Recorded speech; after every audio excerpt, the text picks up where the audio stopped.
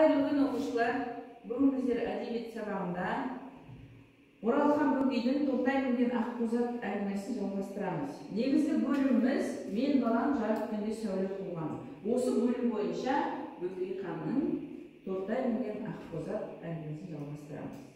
Бұндағы негізгі мақсат шығармадағы кейіпкерлердің қарым-қатынасын отбасылық құндылықтар тұрғысынан талдап әдеби эссе жазу мақсатымыз. Яғни бағалау критериясы шығармадағы кейіпкерлердің өзара салыстырады, сыни пікір айтады, әдеби эссе жазады. Келесі, енді осы мәтін бойынша, яғни әңгіме бойынша біз сіздермен өтілген тақырыптарды талдаймыз балалар. Бірінші сұрақтар, мынау зымыран сұрақтар. Әңгіменің негізгі кейіпкерлері кім атаймыз? Тез айтамыз. Қол көтереміз бәріміз. Қол көтереміз айтамыз. Әңгіменің негізгі кейіпкері кім? Мөлдір? Ораз Тортай. Жақсы, отырабы. Әңгімеде қандай кітап айтылады? Қандай кітап айтылады? Азелия? Алыстаған айтты. Жақсы, дұрыс. Ауыл қайда орналасқан? Иә? Нұрдана? Салғысқаның үйрегінде орналасқан. Тортай ақбозатқа мінді ме, мінген жоқ па? Аралбек? Мінген жоқ. Толық айтамыз сөйледі. Басқа балалардан Тортай несімен ерекшеленді? Несімен ерекшеленді, Нұржан? Басқалардан ерекшелігі ол кітапты көп оқыды деп айтамыз. Отырабы. Тортайдың арманы қандай балалар? Сергей айтады. Жазушы болу. Дұрыс, арманы өскенде жазушы болу. Отырабы, дұрыс айтасың. Әңгімені қай жылы оқиға баяндалған? Қай жылғы оқиға баяндалған әңгімеде? Тағы да қол көтереміз, басқамыз да отырмыз. Қай жылға? Асқар Аралбек? Соғыстан кейін. Соғыстан кейінгі жыл белгіленген. Дұрыс. Тортайдың түсіндегі арғымаққа айналған қандай мал? Қандай мал? Саят? Иә, жақсы, дұрыс. Отырабы, келесі. Ораш оқуға кетерден Тортай оған не сыйлады? Кітап сыйлады. Дұрыс па балалар? Дұрыс, енді жауабын тексереміз. Дұрыс па балалар? Дұрыс па? Жақсы, рахмет, өте жақсы. Өтілген тақырыптан хабарларыңыз бар екен. Енді қарым-қатынас қандай болу керек? Ораш пен Тортайдың қарым-қатынасы қандай болды? Кім айтады? Ораз бен Тортайдың қарым-қатынасы қандай болды бір-біріне? Қандай болды Ораз бен Тортай? Иә, айтамыз, достық. Ораш пен Тортайдың қарым-қатынасында достық қарым-қатынас бар, олар бір-бірін сыйлап қадірлей білді. Дұрыс, отырабы, бір-бірін қадірлей білді. Неге Тортайдан Ораш алыстап кетті? Неге алыстап кетті, иә, Нұржан? Себебі Тортай Орашынан намыстан кейін сөз айтты, сол үшін екеуінің арасы алыстап кетті. Енді қазір сіздерге топтастыру берем балалар, тапсырма. Топтастыру. Тортайға тән қандай қасиеттерді білесіңдер? Соны салыстыра қойыңыздар, айта қойыңыздар қазір. Тортайға тән мінез. Тортай қандай бала? Бойында қандай қасиеттер бар? Бір-бірден бәріміз айтамыз. Дәптерге жазамыз. Дәптерге жазып айтайық. Қандай қасиеттер бар? Бір-бірден бөліп алыңдар, тоқтар, сосын маған айтасыздар. Қандай қасиет бар бойында? Соны жазамыз. Тортай туралы. Жазамыз, қандай қасиет бар бойында?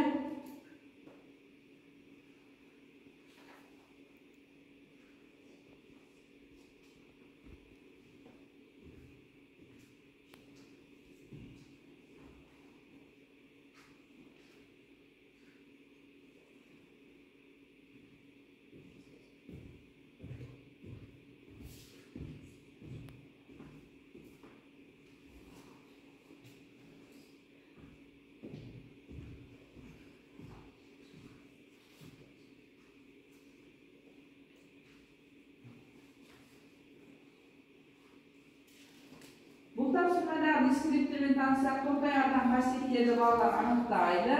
Анықталған қасиеттер бойынша сызба жасайды. Бірінші айта берейік балалар. Тортайға да қай қасиеттер қайда? Иә, Аралбек. Тортай ерте есейген. Тортай ерте есейді. Келесі.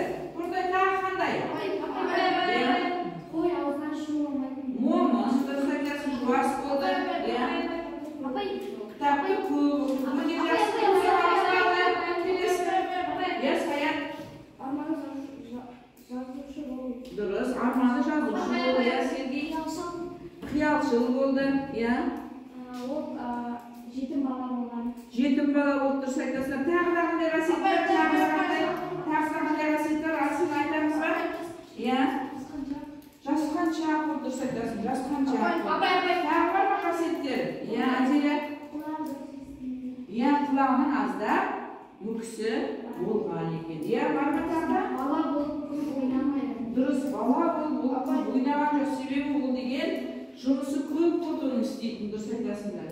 Ол бала болып жарқырап жүріп, жүгіріп, ойнаған жоқ екен. Енді тексеріп алайық. Дұрыс па балалар? Дұрыс, өте жақсы балалар, жақсы екенсіңдер. Келесі екінші тапсырмада балалар Жусан есіндегі аян мен Тортай деген ақбозат әңгімелеріндегі Тортайды салыстырасыңдар. Оларға тән ерекшеліктер мен ұқсастық анықтайсыңдар. Яғни алдыңғы тақырып бар Жусан исі. Сайын Мұратбековтың Жусан исі естеріңізде ме? Сондағы аян мен мұндағы ақбозат мінген Тортайды салыстырамыз. Түсінікті ме? Вен диаграммасы бірінші екеуінің бойда қасиет жазасыңдар да, сосын екеуіне ұқсас жерін жазасыңдар. Екеуіне ұқсас жерін бөлек жазамыз. Бірінші екеуін жазып аласыңдар. Аян қандай, жаңағы сендер айтсаң, Тортайдың қандай екенін. Аян қандай? Соны жазасыңдар, сосын ортасына екеуіне ұқсас жерін жазасыңдар. Түсінікті ме? Ал жазамыз. Бірақ бұнда дискреттерде шығармадағы кейіпкерлерді өзара салыстырады. Ұқсастықтар мен ерекшеліктерін ажыратады және сіздей айтады. Аян қандай?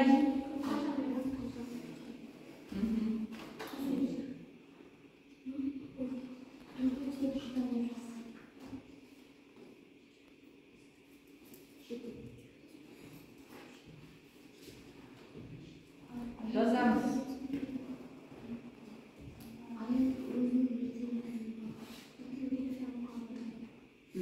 Дұрыс. Екеуіне тән қасиетті ортасына жазасың. Мына жерге сыймаса бөлек жазып қойып ортасына, иә? Дұрыс. Дұрыс айтасың. Екеуге жету, екеуге тұрау.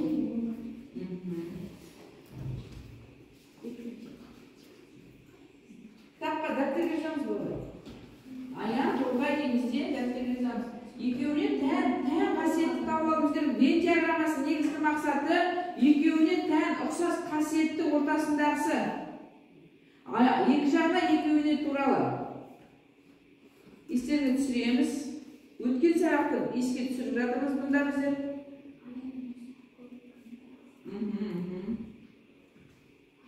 Дұрыс, Нұрдана өте жақсы екенін есінде бар екен бәрі. Мына Аралбек те жазып жатыр, дұрыс. Нұржан жазып жатыр екен. Жақсы екен балалар.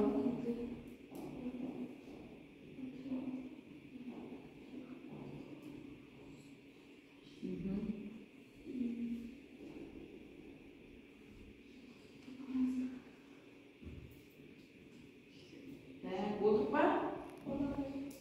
Болдыңдар ма? Ал айтайық бірінші тұрады оны. Вен диаграммасы бойынша айтамыз балалар. Бірінші, аян қандай оқушы? Аян қандай бала? Аян көңілді әрі достары көп болған. Аян көңілді, достары көп. Ал Тортай басы тұйықтау келеді. Тортай жуас, тұйық. Досы аз болса айтасың.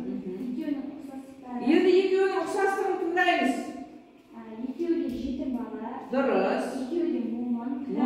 Екеуі де кітап оқығанды жақсы көреді. Міне, дұрыс па бала? Сендерде қандай ерекшеліктер бар? Дұрыс па? Екеуі де кітап оқығанды жақсы көретін. Екеуіне тән қасиет. Екеуі де кітап оқығанды жақсы көреді екен. Өте жақсы балалар, жақсы екен. Келесі тапсырмаға кетеміз. Эссе жазамыз балалар. Дәптерді ашамыз. Эссе жазамыз.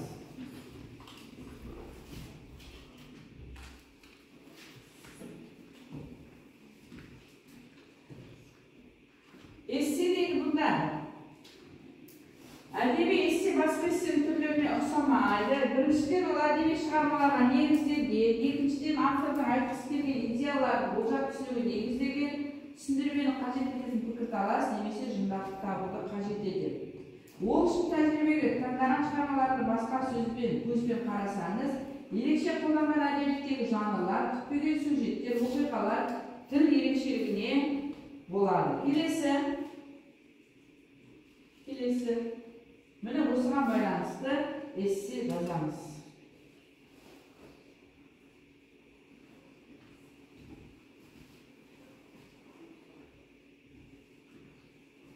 Эсседегі негізгі дискриптор бала көлемінен тұратын эссе жазады, эссе құрылымын сақтайды, кейіпкерлерге гуманистік тұрғыда талдап баға береді, хикаяттардың тарихи көркемдік құндылықтарына баға береді. Эссе жазамыз балалар.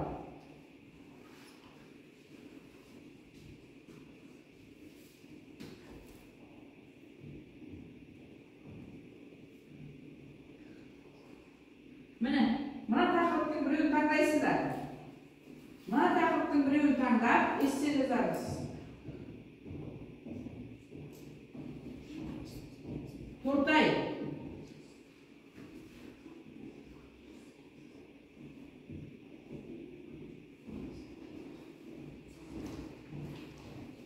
Мына жазуға мысалы. Бұл дүниеде құттықта жалғыз ақ нәрсем бар. Ол кітап дейді Тортайды. Міне осыған байланысты өздеріңіз эссе жазып, Тортай туралы эссе жазасында жалпы.